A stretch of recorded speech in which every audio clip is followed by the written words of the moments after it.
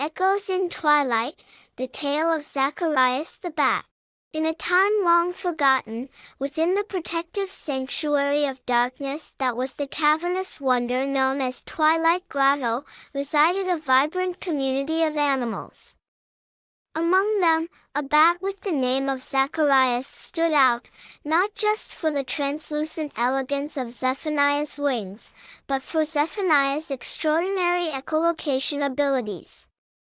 Zephaniah's voice, once it bounced off the walls, returned not only a map of surroundings but also told stories of the minerals within the rock and the ancient stalactites and stalagmites growing over centuries. On a seemingly ordinary evening, Zacharias fluttered through the heart of the grotto, whispering chirps into the darkness. Suddenly, the returning echoes painted an unusual image of a stranger's presence. A sense of danger echoed back, lingering in the air and making Zacharias's wings tremble. This presence, wrapped in foreign scent and unfamiliar sound, was a snake named Salazar.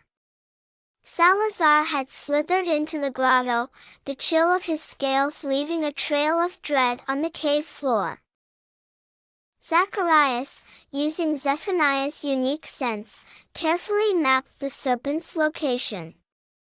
Each sound wave that returned carried information: the low raspy hiss of the snake, the slithering rhythm that it made as it moved along the cold stone, the occasional flicker of its tongue tasting the air. The patterns were vastly different from the familiar hum of the grotto's residents. However, Zacharias knew that understanding Salazar's position wasn't enough. Zephaniah needed a plan. The whole grotto was at stake. Zephaniah's heart pounded in Zephaniah's chest as Zacharias soared higher into the cave's crown, swirling around the stalactites. Zephaniah needed to alert Zephaniah's friends, but how could Zephaniah do that without alerting Salazar? As Zephaniah contemplated, a brilliant idea dawned upon Zacharias.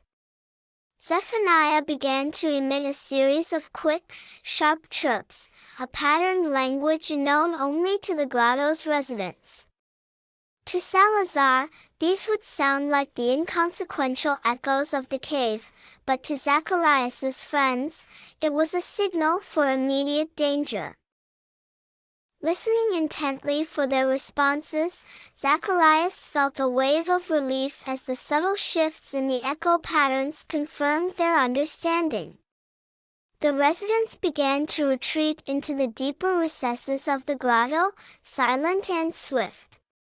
But, as Zephaniah feared, Salazar was growing suspicious of the sudden lack of activity and started to investigate. Zacharias understood that Zephaniah's plan needed a decoy, a distraction. Brave and determined, Zacharias decided to put Zephaniah's life at risk to save the grotto.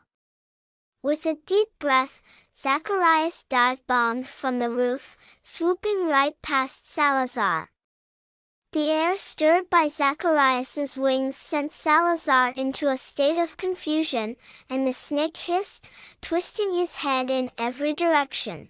Seizing the moment, Zacharias's friends made their final escape into the safe depths of the cave, just as Zephaniah had instructed. But Zephaniah's task was far from over. As Salazar snapped its jaws in the air, trying to catch Zacharias, Zephaniah skillfully darted around, using Zephaniah's knowledge of the cave, while releasing high-pitched squeaks to disorient Salazar. With every passing moment, Zacharias kept the snake engaged and increasingly confused. After what felt like an eternity, Salazar began to lose his sense of direction, the endless echoes and fast-flying bat proving too overwhelming for the serpent. Seeing this, Zacharias executed a final, bold move. Zephaniah swooped down, clipping Salazar's tail before darting straight up towards the high cavern ceiling. Salazar, disoriented and fearful, lunged in the direction of the nip, but instead of catching Zacharias, he collided with a stalagmite. The impact startled the serpent, his rattles echoing eerily through the chamber. Zacharias didn't waste a moment and led Salazar, who was hot on Zephaniah's trail, towards the grotto's entrance. As Zacharias led Salazar out, the bat's heart pounded like a drum, each beat echoing the seconds to the grotto's impending safety. Zephaniah's echoes, now bouncing off the vegetation outside the cave, relate a different tale, one of the open air and the wild woods, so unfamiliar to the cave-dwelling Salazar.